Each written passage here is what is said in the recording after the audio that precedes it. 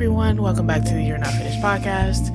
My name is Brittany Franklin. I am the host of this podcast, and it's been a while. Of course, it's been a while. I mean, I feel like I always end up taking a month off from doing podcasts specifically. I don't know if that's intentional, although you can't accidentally not record a podcast, so I guess it is intentional in a way. But it's good to not ever force content when you don't have the mental, emotional, or spiritual capacity to create it. And so August for me was a really difficult month mentally, to the point where it got to the point where I was even calling out of my 9 to 5 more than usual, which normally I try to push through that so I can get the bag that funds You're Not Finished, which I wouldn't recommend just pushing through stuff without dealing with it properly, which is what I was doing. But last month I got to the point where I was calling out more, and even my boss was like, you need to take some days. And I was like, you're correct.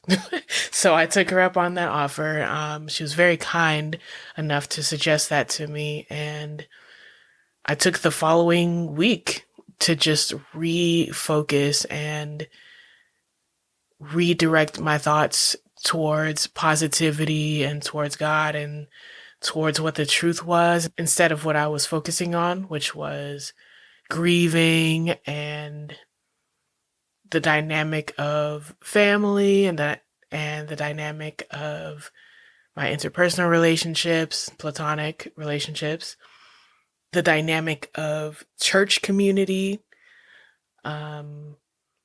workplace stresses. I had a lot on my mind, and it was causing me to be and feel more depressed and anxious than usual during the month of August. I did experience a wave of suicidal thoughts, and I reached out to a friend who, man, I know you're listening to this, dear friend, and I just cannot, we didn't have this grand conversation after I told you what I was dealing with, but the fact that you prayed and you were just thoughtful enough to take time out of your extremely busy schedule to even make time for a phone call and stuff like that. That's a really big deal. So I've already thanked you privately, but I just want to thank you publicly, because I am incredibly grateful for your friendship and you are extremely valuable to me. I think it's important to tell people that, to tell people in your life how valuable they are to you, as difficult as it may be for some people. I know sometimes people struggle with either receiving good compliments about themselves or giving compliments about other people, but people need to know that they are valued. I need the world to know, the world meaning the people that decide to listen to this podcast, how valuable my friend is to me. And so, yeah, friends are important.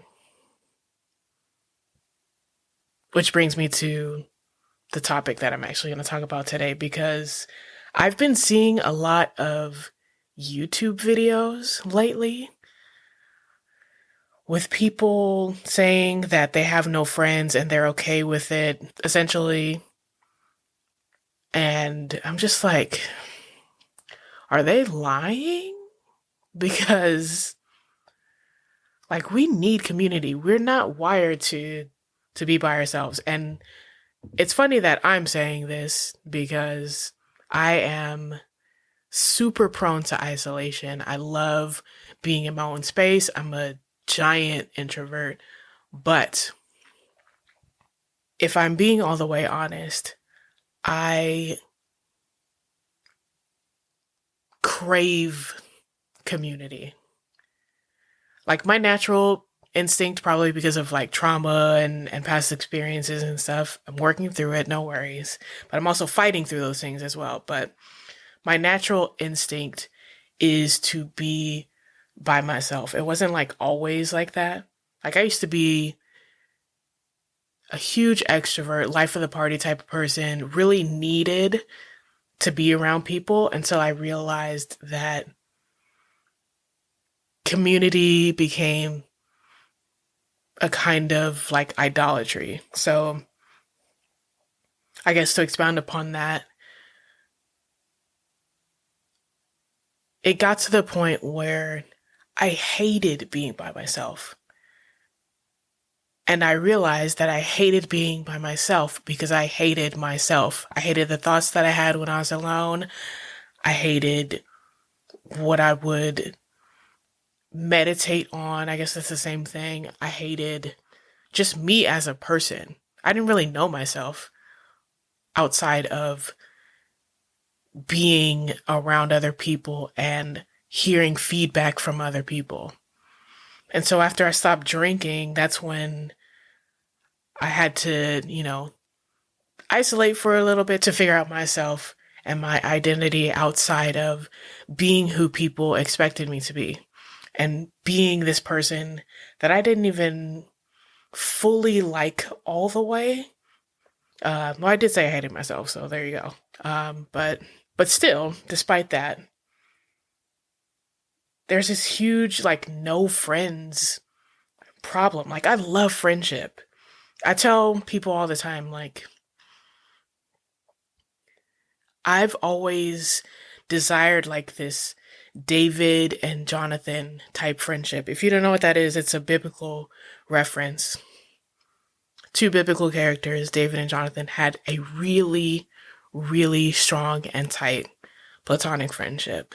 Their love for each other was so deep. I remember reading that story when I was a kid and being like, that's the type of friendship that I want. And maybe I gleaned towards that because I grew up an only child. And so, my friends became like family in a way. I was also always on a team playing sports and stuff like that. So, caring for people, having connection with people, friendship and all that stuff, it was foundational despite my upbringing. Anyway, back to what I was saying. The no friends, and I'm okay with that, YouTube videos have been concerning to me because I feel like it's easier to claim contentment with being alone instead of admitting you're lonely. Admitting you're lonely is rough. Like, loneliness is like, there's like a stigma surrounding loneliness. Like you're weak if you feel lonely or something like that, or something is inherently wrong with you if you are lonely. And so instead of admitting something like that, which is a very valid feeling, despite all of the people in the world and despite all of the ways in which we can be entertained, you can still be lonely if you don't have genuine connections and friendships with people. It's just facts. So it's a normal thing that people have stigmatized, just like mental health and all that stuff. But needing support and love and friendship, not just needing those things, but then expressing those needs or having to suppress those needs because you can't express them, and not receiving those needs either because the person or people that you have expressed them to doesn't know how to provide those needs to you, or those needs are being met because they're uncommunicated needs, so nobody knows that you need them. That hurts very deeply. It's potentially killing us, at least those of us who feel alone in our relationships, whether they be platonic, non-platonic, or your family relationships. As I mentioned, I like being alone. I do spend a lot of my time alone, but that intimacy within community is something I super crave. But I realized that there's a lot of times where my fear of my needs not being met or my fear of being hurt or rejected supersedes my craving to be in community. And so there's like this fight, this inner fight that I have within myself that I'm like, oh man, like, let me reach out to this person. But it's like, what's the dynamic gonna be? Like, are we gonna argue? Like, what's gonna happen? And so I'm like, I don't want to deal with that. So let me just not reach out, which is dumb because it's like, just reach out. If you argue, then okay. You know what I'm saying? Or if you disagree on something, then it's not a big deal because both of us should be mature enough to just be able to have a conversation, to have fun, to connect without it being weird. But yeah, that inner conflict that I have within myself causes me to feel loneliness often. I do You're Not Finished by myself. I work from home. I go to the gym alone. I do a lot of things by myself. And that's, as someone who knows that we are not wired to be alone all the time, it's disheartening. It's hard to admit. Actually, was it that hard for me just now? I feel like it wasn't. Maybe because I'm sitting by myself recording. I'm sure if like somebody asked me, depending on who it is, maybe it'd be harder. I'm not sure. But yeah, I feel that loneliness often. And so watching these YouTube videos, like, yeah, I'm good with being alone. It's like, okay, more power to you if that's actually true. However, the whole recording yourself being lonely and then getting and monetizing that content and getting likes and views and encouragement kind of brings the community towards you. Like, are you really by yourself? Like, do you really not have any friends? Like, what does that mean? And so with watching those I have no friends, quote unquote, videos, and kind of having that same experience, I don't have no friends, but I can count my friends on one hand, for sure. But watching those videos and having that experience, I'm like, is that really the case? Truthfully. Because we can't collectively claim to know the importance of friendship or connection to others and then promote the idea that being without friends is okay at the same time. Especially monetizing it and, getting people to comment and feed the algorithm and stuff like that. It just feels super weird. There's something super weird about that. Like I said, we are not wired to live on our own. We weren't created to live without meaningful and mutual love and respect for one another, especially as Christians. Christians subscribe to this idea of being commanded to love God and one another as we love ourselves. We're subscribing to unity within the body. And so I don't understand, especially as Christians, again, like how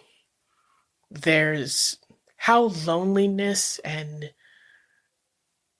friendships and connections that aren't genuine can even exist, really. Like, we need connection and we need friendship. There's really no way around that.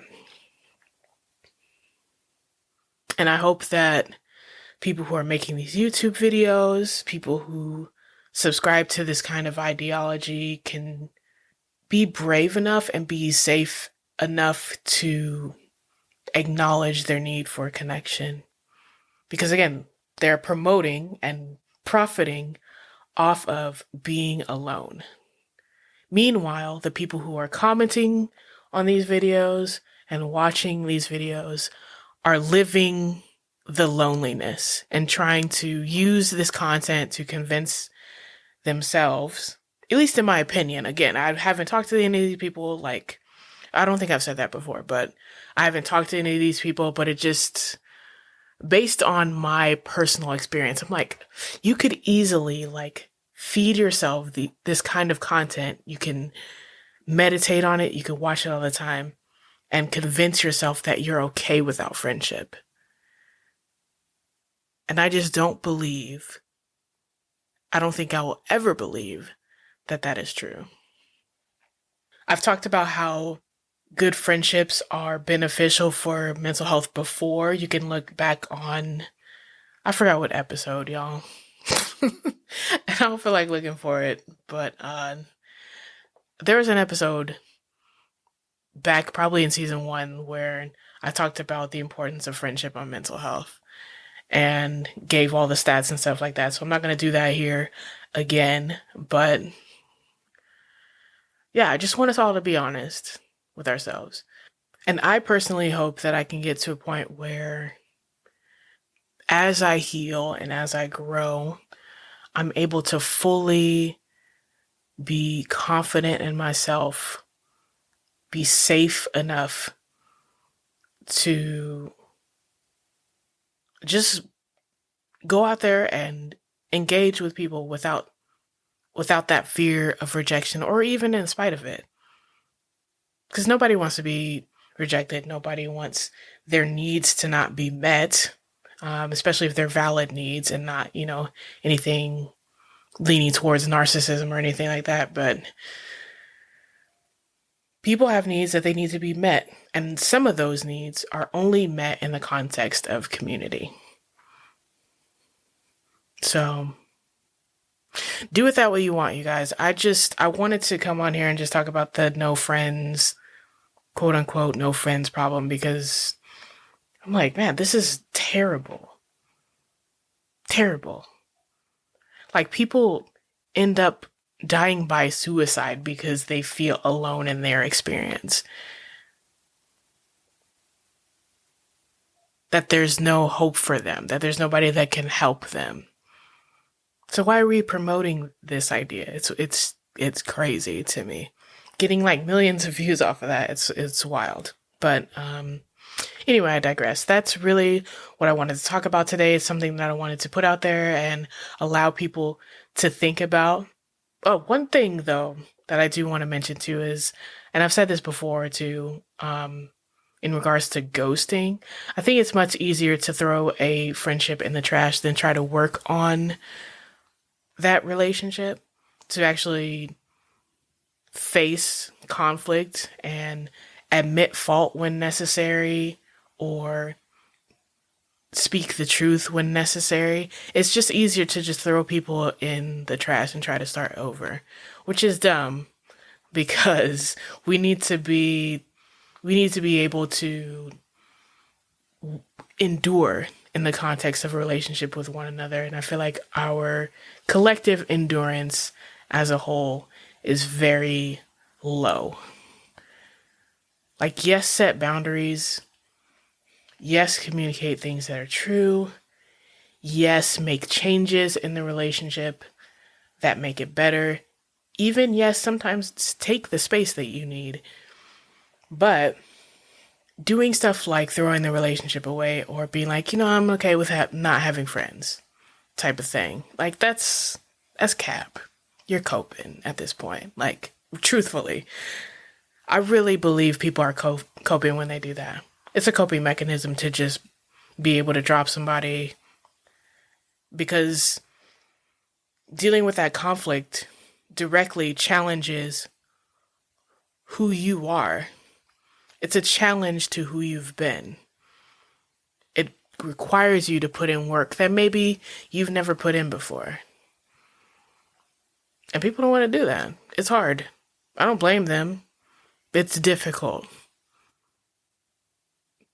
But me understanding that it's hard doesn't absolve people from needing to put in the work when it comes to relationships. So that, I think, also I think that also contributes to why people are drawn to not even having friends at all, because they don't want to deal with any type of conflict within themselves or with anyone else. So yeah, I just want to reiterate that I hope we get to a point where we understand how important it is to have connection, to have friendship, to connect with family. All, of course, under safe circumstances. But there really is no way around intimacy and connection. We just need it. So that's it for real. That's all I got for this episode. I cannot say when the next episode is going to come out. I'm just going to be real about that. Hopefully it's next month, but I don't know. I really do, just full transparency, I really do struggle with being consistent with You're Not Finished. And that is largely because of how minimal the encouragement is to keep it going. I did post some stats the other day. If you're following me on Instagram, I post them there. And while I am proud of those stats, it is not statistics that will ever be a motivator to me. Ever. I've seen it where a lot of people, like, especially in like Christian settings, like every other week they'll be like, 12 souls were saved. And I'm just like, that's amazing. But what do you do with those 12 souls once they've made the decision to become a Christian? Like, what happens after the fact? You know what I mean? So I feel like numbers are just numbers. Like, when it comes to You're Not Finished, numbers is the thing that I care about the least. And I understand how dumb that sounds given the fact that I'm trying to sell merch, I'm trying to get eyes on the blog, I'm trying to get people to listen to the podcast, more engagement. Like yes, this is a business, so I'm running that with the hope that the numbers grow. But that is, like I said, the least priority. The priority is that people are encouraged, that lives are changed and transformed. The priority is that lives are saved should they decide to become a Christian. The point is that stigma ends surrounding mental health and suicide prevention. The point is that more people become educated, especially in Christian settings, as it pertains to mental health and suicide. That's much bigger to me than those stats. So when I'm not personally encouraged to continue doing that, it's tough. And I hate even admitting that I need encouragement, but I do. It's just a fact. So I do appreciate those who have been supportive up to this point. And those people know who they are. But yeah, it's hard because, as you already know by now, this is a solo mission. So yeah, I'm working on doing this despite my personal needs not being met. Speaking of needs, I am working on continuing to be consistent,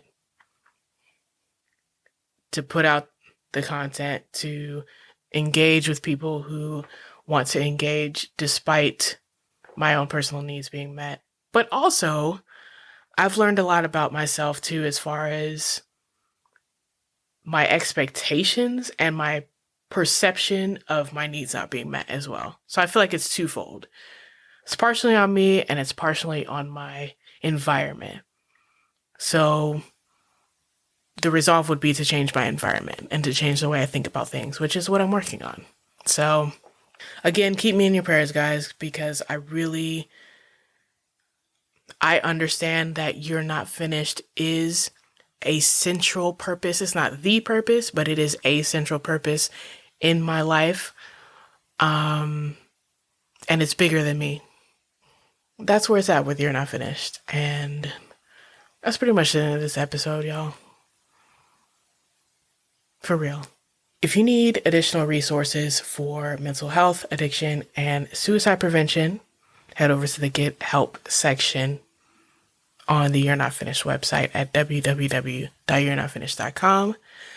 If you want to share your experience or tell your story or your journey as someone with a diagnosed mental health or mood disorder, or you just want to share your struggle if you're undiagnosed in order to connect with and encourage others, and you're okay with that being shared on the You're Not Finished website or here on the You're Not Finished podcast, shoot an email to stories@you'renotfinished.com or contact me through the website. Anonymous submissions are always welcome. That's it, you guys. Thank you so much for listening. I hope you all have a great day and finish well. Thanks.